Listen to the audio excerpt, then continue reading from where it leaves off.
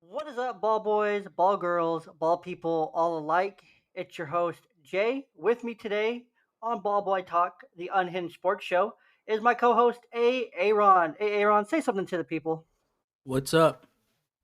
Today on Ball Boy Talk, we're going to talk our Super Bowl reactions. We're going to get into Derek Carr's contract, some quarterback movement, and possibly some mixed martial arts action in recent history. So, brother, I have to ask you, are you ready to let your hair down and get unhinged? Let's do it. Let's get it.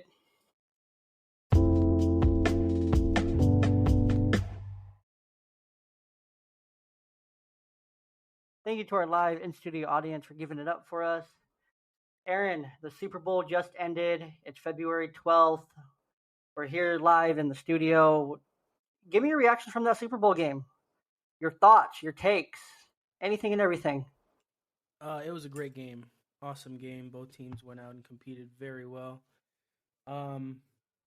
Unfortunate officiating is still a problem, still a deciding factor. Yep. So, yeah. Yep. Best we can do is look forward to next season. Yep, that's true. Just a couple, things to take away from the whole Super Bowl experience as a whole. A couple of my issues with the Super Bowl as a whole was first when Dak Prescott received his Walter Payton Man of the Year award. He was booed.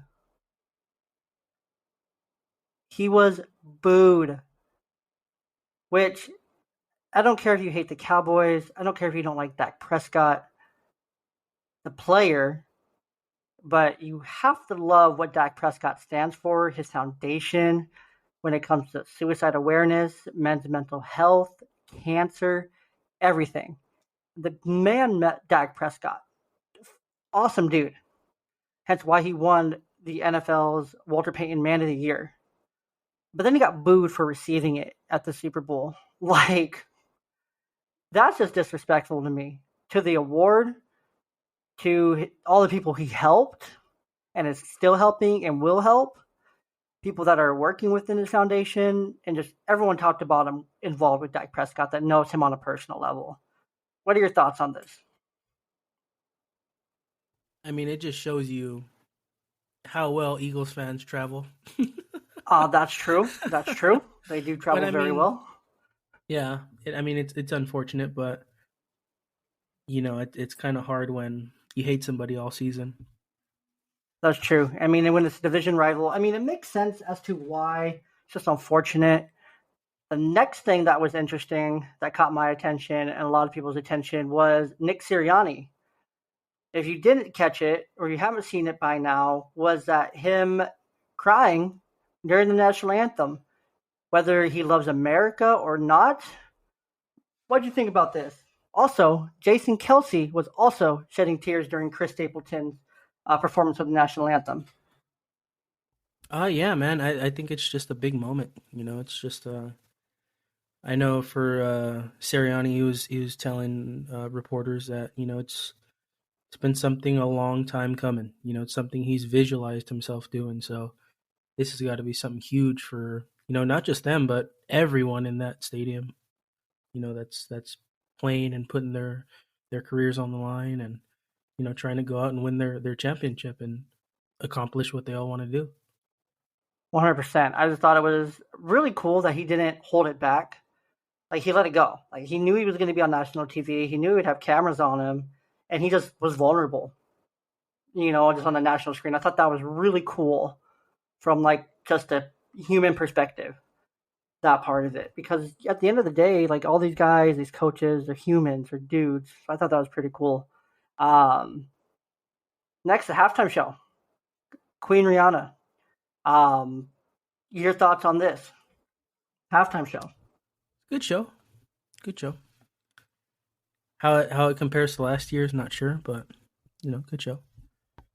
Yeah, definitely. Last year, Dr. Dre, Eminem set the bar super high for every other halftime show. But you compare it, she did the Super Bowl performance completely on her own, no other guess.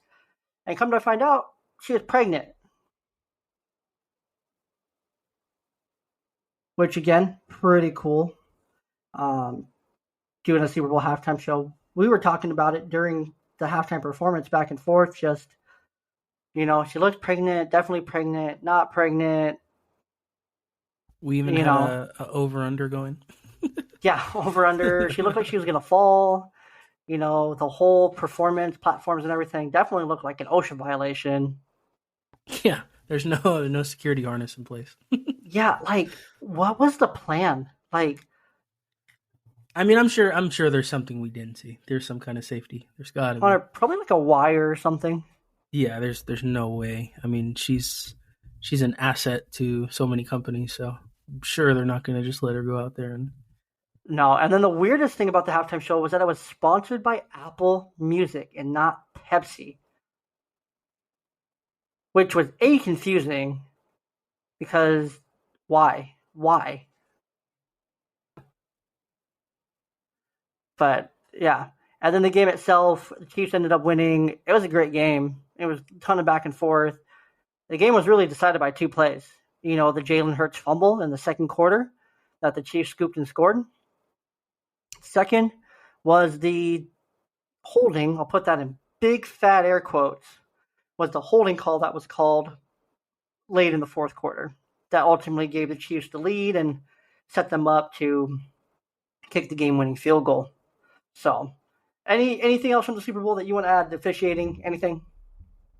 yeah, just the fact, and this is coming from a Charger fan, but Patrick Mahomes is a dog. To go out there with an injured ankle, aggravate it during the game, come back, fight through it, lead your team to a win. That's huge, man. That's who you want under center. 100%. I mean, let's talk about Mahomes and the Chiefs for a moment and the NFC West. I mean, it was expected to be a bloodbath. You have Mahomes, Herbert taking a step forward in year three, Russell Wilson coming in, Derek Carr, Devontae Adams, just a stacked division, stacked edge rushers, stacked defenses, as everyone has playmakers on both sides of the ball. It didn't turn out that way, where it really came down to the Chiefs being the Chiefs, minus Tyreek Hill. Like, where does this put Mahomes? 5 straight AFC championships since becoming a starter, 2 Super Bowls, 2 MVPs. I'm not sure if he won the Super Bowl MVP tonight. I'll look that up, but where does this leave the Chiefs and the Chiefs dynasty? It's they're definitely the next powerhouse.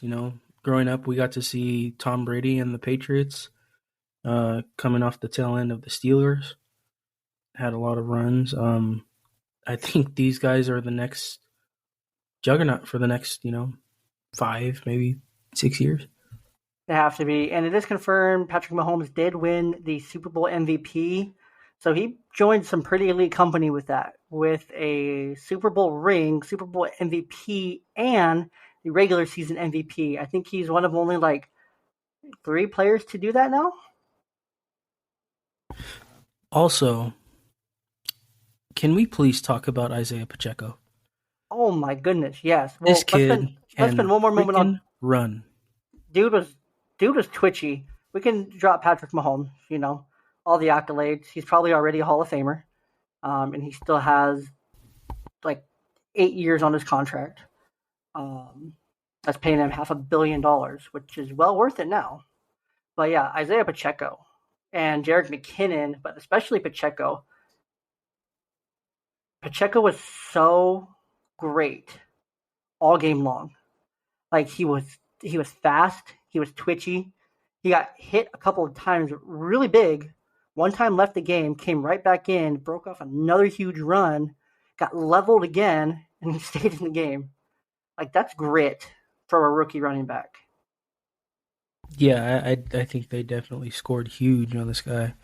Um, coming into the season, they had Edwards Hilaire and him, switching off, and it just seemed like you pointed this out earlier, but he was nowhere to be found. Not sure if there's something else behind that, but it seems like it's mostly McKinnon and Pacheco. So, How long they stick with that duo, I don't know, but it seems to be working out great. Yeah, I mean that duo just opens up so many options for the Chiefs offense between passing, running, breakaway plays.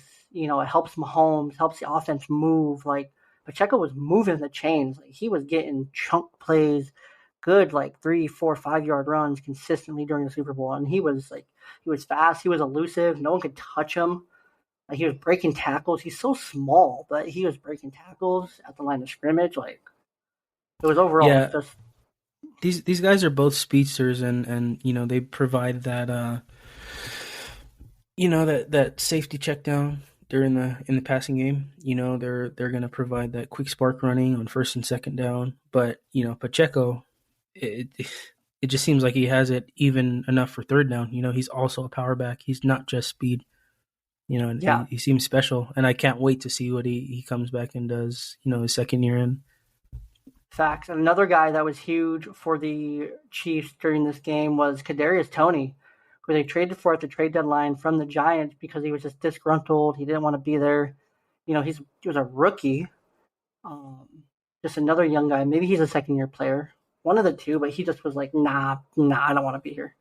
He was like Yeah, I'm pretty sure he's a rookie, but he's that there's punt return, a lot of punt trades return. this season during the deadline or right before the deadline. It just absolutely blew my mind. Like I never thought they would happen. CMC going to the 49ers, completing their Infinity Stones, if you will, Yeah, just looking dude. for their healthy quarterback. Which they But had too. I mean, if Brock Purdy doesn't hurt his elbow in the NFC Championship, it's probably a Mahomes Purdy Super Bowl. oh yeah, no, I definitely for sure. I think they're playing tonight. But Yeah, yeah, I don't know. There's a lot of football next year is already looking interesting, and we've barely capped off the season. yeah. We just kept off the season, so now let's look at some of the interesting storylines already developing. Tom Brady retired. J.J. Watt retired. So off to sunset for those guys. Brady officially filed his paperwork, so he's gone. We cannot ever talk about Brady again unless when he gets compared to Mahomes, which he's going to be for the rest of his career. Poor Patrick Mahomes. Um, but also good for him because he's in that kind of elite company where he's compared to none other than the goat Tom Brady. So, um, Yeah, dude, and couple you know what? There's something to be said about that. He's still very young. He's he's still got so young. if he even plays close to the age that Brady played up to, I I for sure think he surpasses all those records. Yeah, And they're he high, they're up is. there. They're He's but 27. He's 27 years old, and he has. Let me see here. How many more years on this contract does he have? He signed it during the 2020 offseason. So now 2021, 2022, 2023. He has 7 more years on his contract. Um, oh no, his deal ends in 2032. So at the age of 37. So when this contract is all up at the age of 37, how many more Super Bowls does he get? I don't know, but Essentially 10 this more goes years. back. This goes back to something we were talking about during the game. Um, if Bieniemy gets the spot once Andy Reid vacates, He has to. It does not make they any sense. they this whole time they've been just putting on a charade. Bieniemy's never had any intention of leaving, which I think so. It makes sense. These past couple off seasons, he's met with teams and taken on meetings, but nothing's ever been solid. And Yeah. I've got to think they put in his head that he's going to be the contingency plan once Reed's out of there. Oh yeah. I mean, Andy Reid. They asked him post game today. What's his name? Asked him right away, saying, "Oh, so what's your plan? Are you retiring?" He's like, "No, I'm not retiring." He was just happy. I mean, he's in the moment. You can't expect a coach who just won a Super Bowl to, say, "Oh, I'm retiring." How that, set in stone, because he doesn't know. But he's 64. You see him moving around. He doesn't move the same. All time, he's a 268, 151, and 154-1 head coach, like all-time playoffs, regular season, insane. I don't even know how many Super Bowls he has now, but there was a retirement rumor, which is kind of the first offseason headline we can jump over to.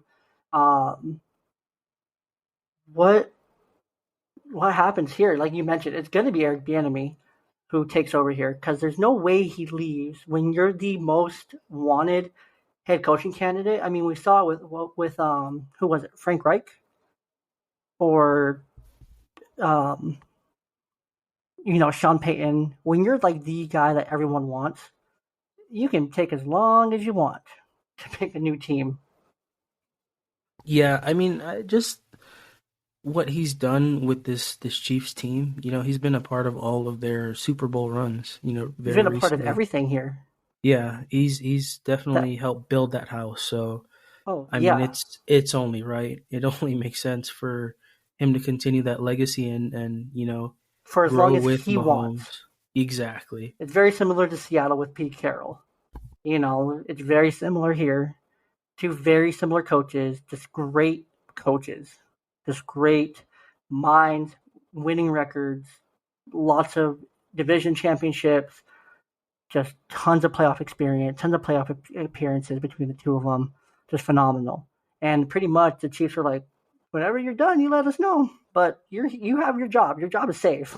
Like he could go 0-18 next year, and he would still have his job the next year.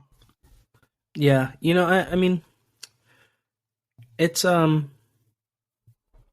it's scary as a Chargers fan. It's to think that's a dynasty already formed. And they've already got all the parts working and moving. We're still trying to figure things out. The Raiders still trying to figure things out. Broncos seem to have a handle on things, but again, are still figuring things out. They look like they're the front runner for a very long time, a good while.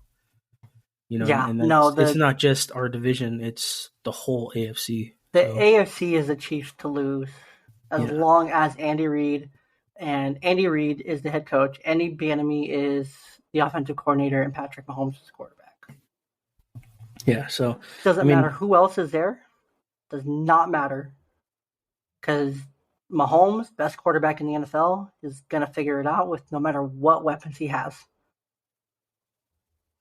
yeah, we'll see. I mean, shifting over to something else that's in this same division is the whole behind the Raiders situation. Oh my gosh, What there's do you so think's going much. on there?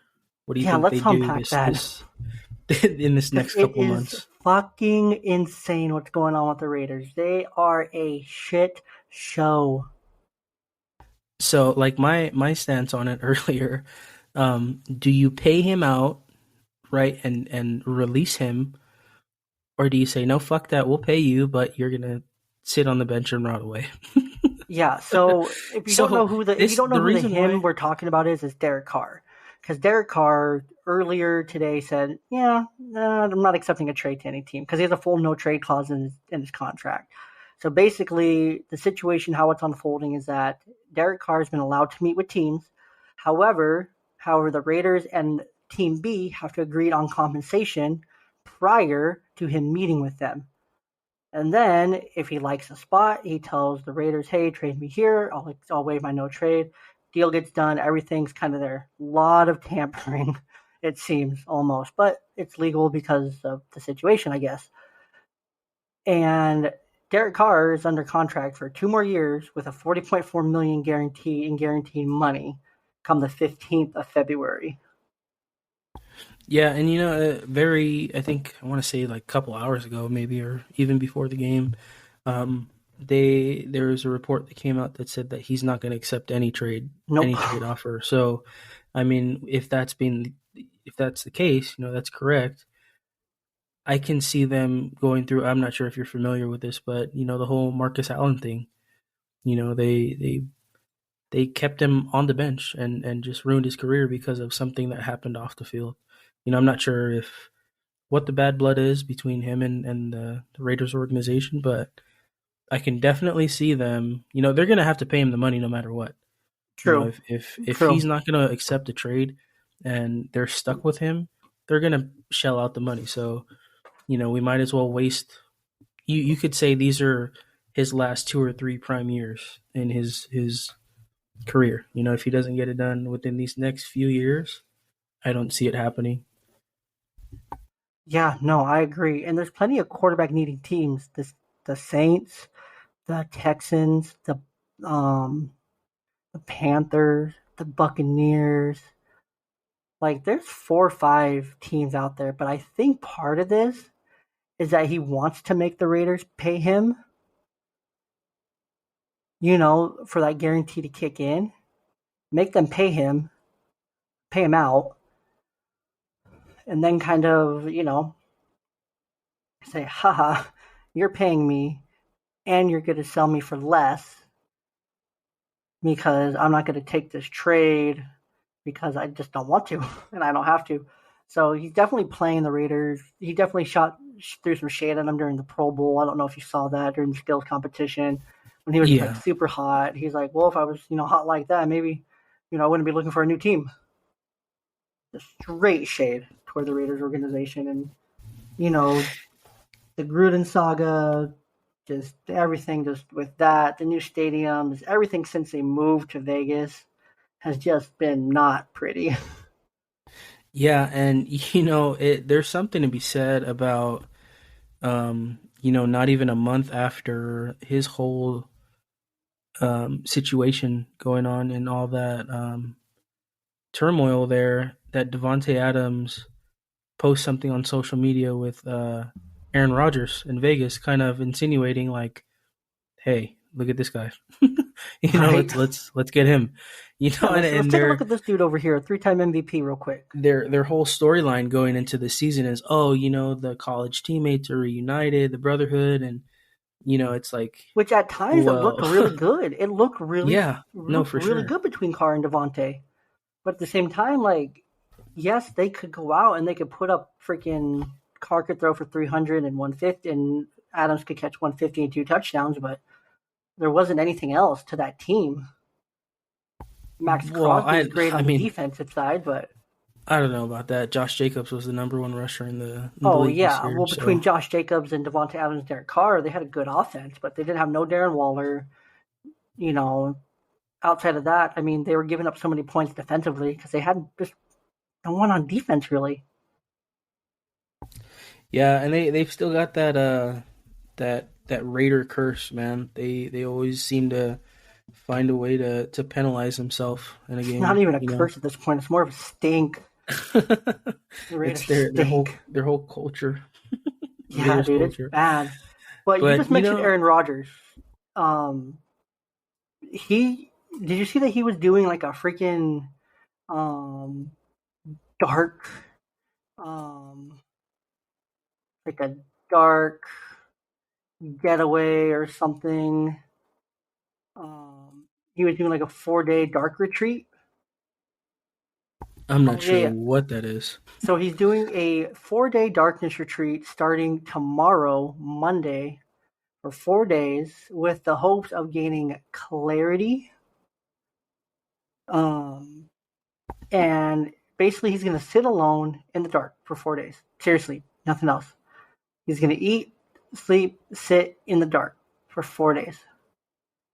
Probably take all those mushrooms and things he takes, psychedelics. Um, probably just trip out for 4 days in a dark room.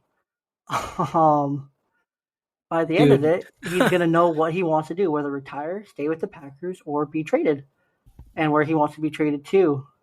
Um, just very weird. Very, very weird. Where are you at on this? I don't know. I'm not too sure about his whole this whole retreat. I haven't heard anything about that, but I think he's still got a good amount of football left in him. Enough to give a franchise a good shot. At a run if they have the right pieces in place. But it would be exciting to see him. As a Raider. I know he played his college ball at Cal. He's. I remember them saying something about he was a Bay Area faithful. He wanted to stay there, and True. the 49ers passed on him. Raiders weren't there to pick him up. True. Too late. So it never happened, but I definitely see him fitting in that model. I could see him Yeah. landing there. But also, this is my unpopular take, and I told you this earlier. I believe the Raiders go after Garoppolo Which, because he's gonna be so cheap. no, I mean, yes and no. With Aaron Rodgers rumors, it's crazy because like he could literally be following the exact same Brett Favre path with how long he played for the Packers. Jordan Love sitting behind him for so many years. He could be moving to the Jets. With tons of young talent coming out of that roster. Zach Wilson a bust. Maybe Aaron Rodgers goes there, helps Zach Wilson figures a couple things out, gives him some psychedelics, and help him, grow some hair on his chin or something. Um, but no, Jimmy Garoppolo is interesting. Jimmy Garoppolo is so interesting because a lot of teams could use him as a starter. Like all the starter needing teams could use him as a starter, or a good team could use him as a backup. Like, tell me that the Chiefs wouldn't mind having Jimmy Garoppolo as their backup quarterback. Yeah, tell me the 49ers wouldn't have loved to have Jimmy Garoppolo as a backup quarterback Bro, if he wasn't hurt. he was healthy in that NFC Championship game, but for some reason he didn't have his helmet. No, he didn't suit up at all. I don't think he No, was he was suited up at all. because he didn't have his helmet. He had all his other gear, but they didn't bring his helmet. Well, yeah, I mean,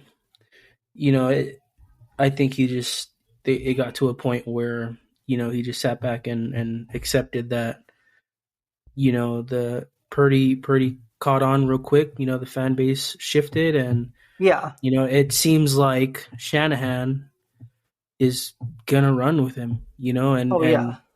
good on him for it. But it's a real question now. Do they continue to move with Purdy? Is this surgery huge? Yes, this is. Well, the surgery is not full reconstruction. It's not Tommy John surgery like a baseball pitcher would get. It's a stabilizing surgery of those ligaments in the UCL, which means he can be ready for week one, training camp, and all that. Um, However, you also have Trey Lance coming back from his ACL injury on a rookie deal, who was a top 5 pick, so he's getting paid a ton of money. And then you have Mr. Irrelevantly Relevant, who was the last pick of the draft, who I believe those draft picks only get, 2-year deals? Yeah, And very little money. I want to say it So, might even be a. Uh, but even George Kittle is saying that it's his job to lose, Purdy's job to lose. Like the team is behind Brock Purdy. The team wants Brock Purdy. Debo, CMC, George Kittle, those guys want Brock Purdy. Everyone's better with Brock Purdy on that team. The offense runs through Brock Purdy. Granted, Shanahan's a great coach. He could probably make it work with any quarterback. You could even probably throw Zach Wilson in that system and probably still succeed. I know that's a stretch, but Shanahan's just that good of a coach. yeah, I don't know, man. I don't see them moving on from Lance or Purdy. I think they keep those two bullpenned, and then after this offseason, I think that I training camp and can't see that Jimmy G being a 49er again. no, he's gone. I think he's gone for sure. But those two young guys, I think they're gonna battle it out, and iron sharpens iron. I believe that. And then Yeah. once they figure out who their guy is, don't be surprised if next year before the trade deadline they One of the ship others somebody on the out. move. Yeah, ship somebody out. Yeah. Especially if they both look good in preseason action, both look healthy, and then one's healthier and better just during the season. No reason to shift. Yeah, makes sense. But then, so where does Jimmy Garoppolo go? Give me your top 3 landing spots for Jimmy Garoppolo, and I'll give you mine. Raiders, Jets, and Saints. Wow, very different. I have Buccaneers. I think the Panthers will overpay for him because the Panthers like to do that. And then as a third option, depending on what happens in their quarterback room, unless he doesn't resign, is going to be Seattle. Unless Geno Smith doesn't resign in Seattle for Jimmy Garoppolo. Also, what's the slim chance that he goes back to Belichick? Oh no, What because what's I that think chance? Belichick is happy with Mac Jones and Bailey You think Zappi, so? I don't know. He had a lackluster season this year. It which is wasn't the fine. A greatest, but sophomore slump, that's normal. But a year three progression, I think it depends on his year three progression. Year three is when quarterbacks pop off, like truly pop off. yeah, and it's just a crazy time because you've got the whole Lamar Jackson situation where he ends up affects a lot of this, Oh and yeah, he's really got, he can go wherever he wants. I that's think, true. in my No, mind, 100%. he's definitely the number one quarterback in, on the market this offseason. Yeah. So And before we jump so into Lamar, let's talk. Do the Raiders go after a quarterback, or do you think they stick with Stidham? You think they liked what they've seen enough to give him a shot and save some money? I definitely think he played very well against the Chargers that last game of the season. They put trust in him and let him start, and he went out and proved why he deserves a shot. Yeah, And he did the same thing in New England. When he was with New England, he looked great, but there's just a lot of other talent that was around that was just a little bit better. true. So I think Stidham's going to get a shot. I think they're going to try to save some money, cut some costs. Unless Aaron Rodgers works out for him, then then if Aaron Rodgers doesn't work out, then I think they just move with Stidham and then try to find like a cheap uh, secondary option like a Baker Mayfield or someone. However, I think Baker stays with the Rams as a backup to Matthew Stafford because they need a high quality backup if they want to compete again and get back to relevance after this last year. But yeah, Lamar Jackson, he he's not a free agent. Well, he is a free agent, but the Ravens can franchise tag him, which of course they're gonna do. They're gonna franchise tag him. They have no other choice.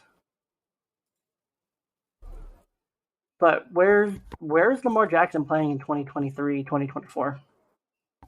You said it earlier, dude. I think his landing spot perfect for him would be Tampa Bay. I don't. I I think that mean, makes a lot of sense. I have not thought about that. That makes because if they tag him, then they can still work out a deal. they're the ones Because with the best he draft wants the Sean. capital, and they have the ability to make it happen. They have the room to do it. All the rest of these teams, the Saints, they're The Saints just had to give up a lot to. Well, no, the Saints just got capital back from the Sean Payton signing with the Broncos deal. yeah, but I mean, it's Tampa Bay in my eyes is the only place where it's mostly realistic and a good landing spot, like a good, place With the where he can go weapons and grow. Yeah. line. Yeah. No, and the thing with Lamar Jackson is so he just played out his full rookie contract. He's 26. He's won an MVP. He's played in a Super Bowl.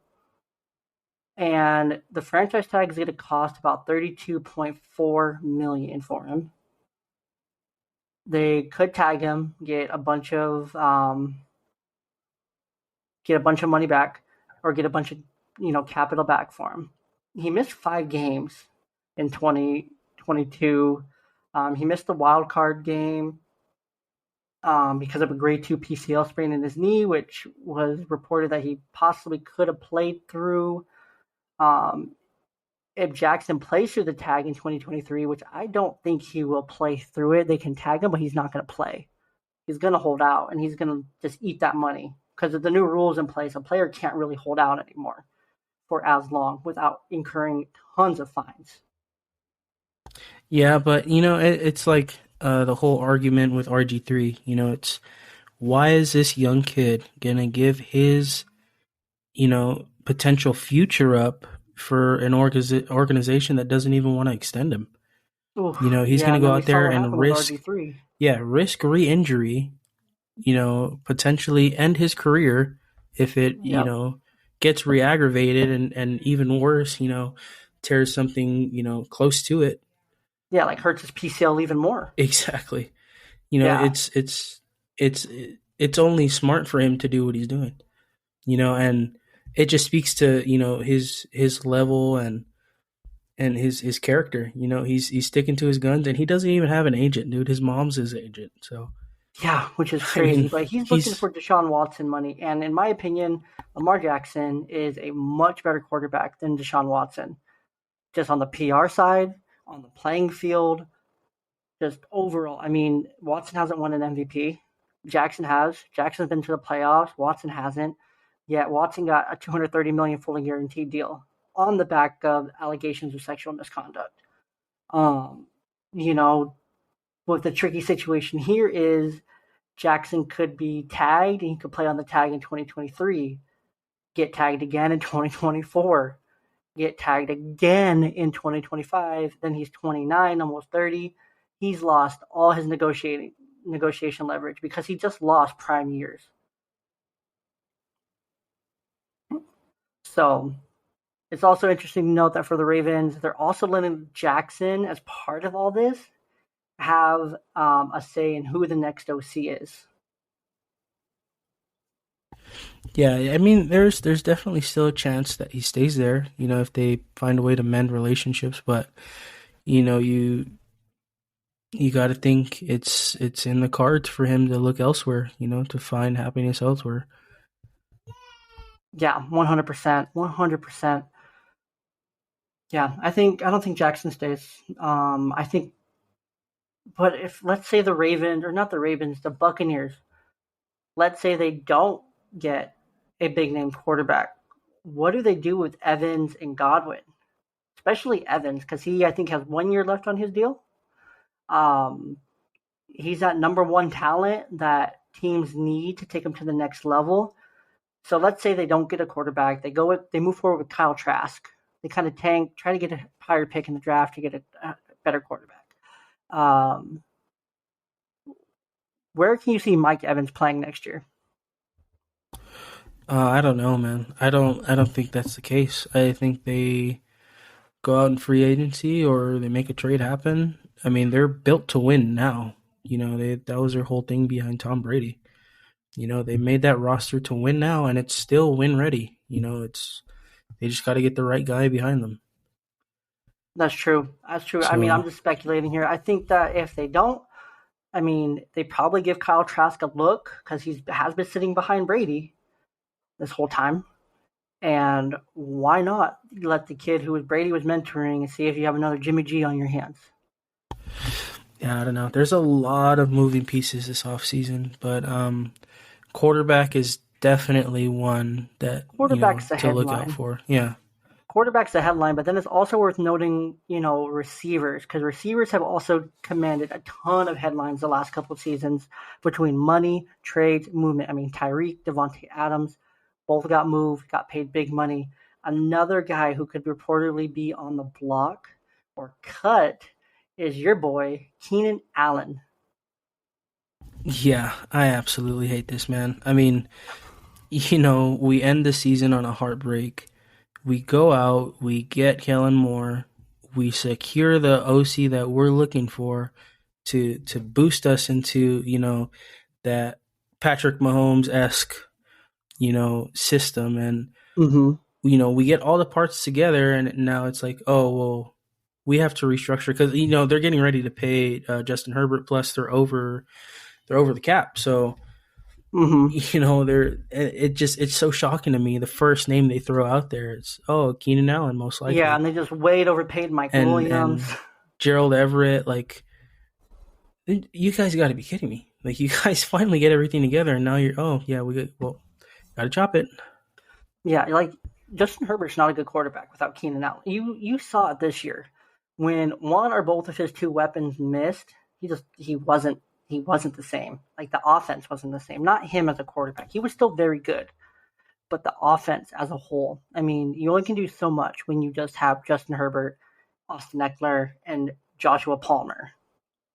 Yeah, You no, know, you're definitely wrong on that. But I mean, I I think they can do it without Keenan Allen, but I would love to see it done with Keenan Allen. I think a whole lot better solution to this whole cap room trouble is getting rid of Joey Bosa. Getting rid of him, trading him away for two or three top tier picks, maybe even another edge rusher, whatever it is. Get his contract out of here. He's always injured. He's got a big ego. He threw a tantrum in the game. That I mean, over a blown call, yes, but he's been hit and miss for us. I'm not sure he's worth all the money that we're paying him. There's a lot of big names out there that we can go and either sign or draft. That could fill that position and give us a lot more capital back, secure another O lineman in the draft, or so are you, as a fan, as kind of looking at this from your perspective, are you happy with a wide receiver duo of Mike Williams, who is on and off the field, Joshua Palmer, and I don't know, give me a third name here. Who is a third name for that group? I'm not sure with all the there's a lot of free agency stuff happening, but um, who we have there now, it's Palmer, it's Johnson, it's Palmer, Williams. yeah, Palmer, Williams. Um, yeah, because right now there's Allen. Oh, DeAndre Carter. That's what I was. Guyton, Oh yeah, Palmer. yeah. So Williams, Carter's real Palmer. big. Yeah, Williams, Palmer, Guyton, Carter. Does the talent of Justin Herbert with that group give you enough faith that with between Justin Herbert, the running game duo of let's assume Joshua Kelly or not, no, sorry, Austin Eckler and Isaiah Spiller as the 1-2 backs next year, and then those four, and let's say they don't re-sign Gerald Everett, but you still have Donald Parham and Stone Smartle. Um, does that offense group give you enough hope in the offense to be able to consistently move the ball with Kellen Moore? I mean, it definitely looks a lot better when you add Keenan Allen into it, Yeah, but it's they definitely did play all right. They played okay without Keenan Allen and Mike Williams.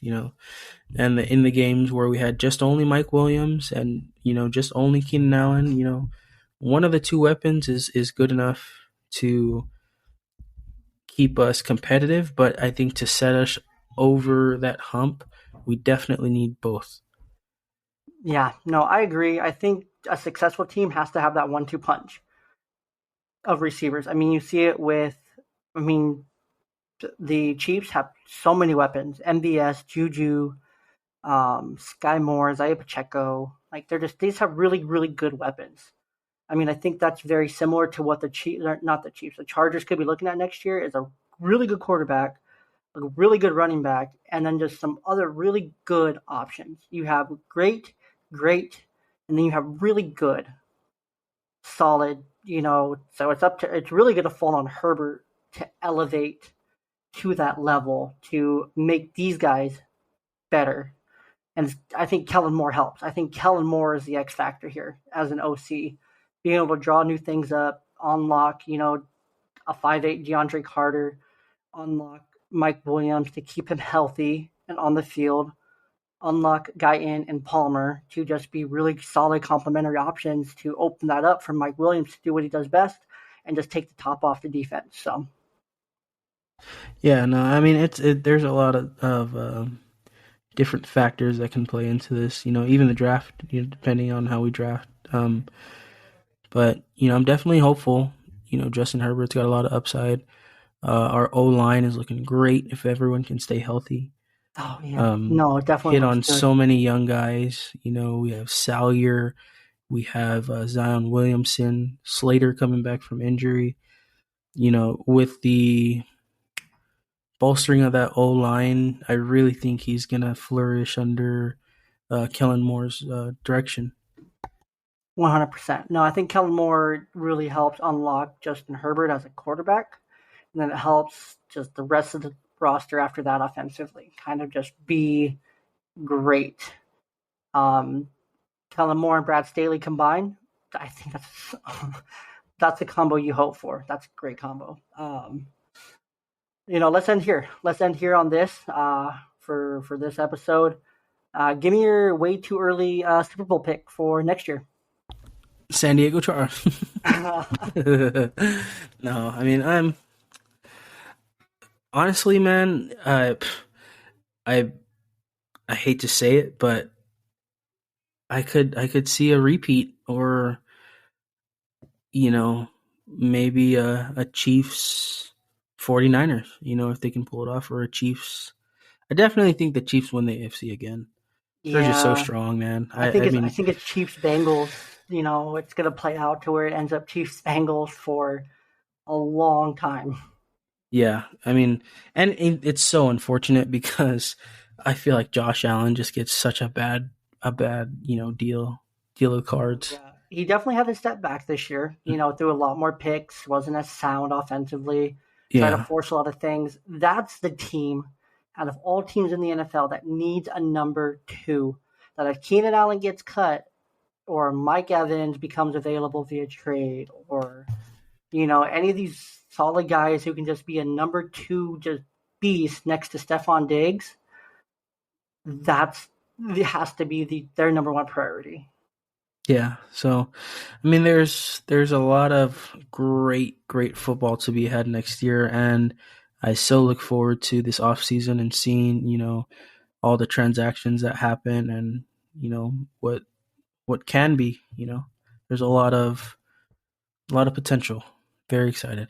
Yeah, no, and some of the names that are out there that are going to be free agents this year, the top 10 right now: Juju, Jacoby Myers, Alan Lazard, DJ Chark, Darius Slayton, McCole Hardman, Jarvis Landry, Marvin Jones. So the Jaguars are losing Marvin Jones, which is fine because they get Calvin Ridley, so you upgrade. Um, Paris Campbell, the Colts, and then Noah Brown of the Cowboys are the top 10 free agents as of this moment. Juju's the headliner there. I can't see Juju not going back to the Chiefs on another uh, low end deal and just being just there just to win because I think he got a taste now. He's going to be like, I'm gonna stay. I'm gonna stay here. I'm gonna stay. Yeah, there's this off season and this whole free agency period coming up is gonna be wild. There's a lot of very good talent that is on the move. No, I think there's going to be plenty of this defensive talent. I'm excited. The off season is always fun. Free agency is fun. His draft is fun. Um, so yeah, we can wrap up there. Thanks you everybody for listening. We appreciate you guys. Thanks for tuning into Ball Boy Talk. Hope you enjoyed some of our unhinged takes. If we're wrong, let us know. Hit the comments. Hit us up on the blog. Hit us everywhere. So we know that we're wrong and our opinions were awful, our takes are bad. Or if you like our takes, you like our opinions, do the same thing because obviously it's going to be um, great that you agree with us, and obviously we're appeasing the masses. Aaron, anything you want to hit the listeners with before we head on out? Yeah, go ahead and hit the comments and let us know who you think is on the move, or who you think is the biggest transaction to come this off season. Let us know what you guys think. Agreed. And also let us know who you want your team to sign or to get rid of this offseason. There was a lot of NFL talk. Unfortunately, we ran out of time. We weren't able to talk about the controversial decision in the UFC yesterday that Aaron is apparently over today, but he's still talking about it. Volkanovski won that fight. I don't You know, care I how you score it, how you yes, look at it. Volkanovski won that fight. We're gonna end it on that. not over it, people. Until next I'm time. over it. I'm over it.